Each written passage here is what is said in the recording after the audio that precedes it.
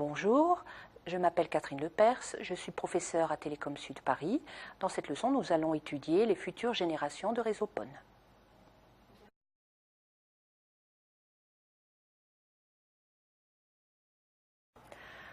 Dans le réseau GPON, la longueur d'onde dans le sens descendant est de 1,49 micromètres. Elle est de 1,31 micromètres dans le sens montant. Les données des différents ONU sont multiplexées dans des slots temporels suivant la technique de multiplexage TDM, Time Division Multiplexing.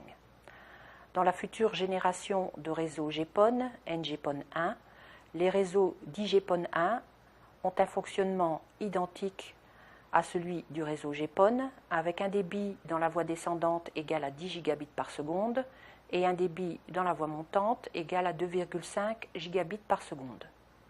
Les réseaux d'IGPON2 ont un débit montant de 10 gigabits par seconde.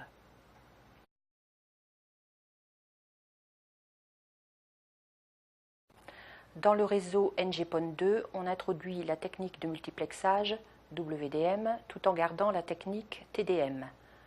Cette technique hybride est appelée Time Wavelength Division Multiplexing.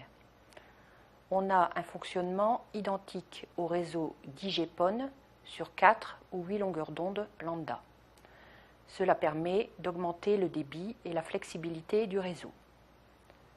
Dans la voie montante, les informations sont multiplexées temporellement sur chaque longueur d'onde issue des 4 voire 8 émetteurs de l'OLT et diffusées vers les N récepteurs des différents ONU. Dans la voie montante, les informations remontent en mode burst aux récepteurs de l'OLT sur différentes longueurs d'onde affectées aux ONU. Dans le réseau NGPON2, on peut superposer des liaisons point-à-point WDM en plus du TWDM. Par exemple, on peut superposer une liaison à 10 gigabits par seconde et par longueur d'onde, symétrique, pour relier des antennes mobiles aux centraux BBU, Baseband Unit. Cette liaison est appelée fronthaul. Cette solution entre dans le cadre de la convergence fixe-mobile des réseaux.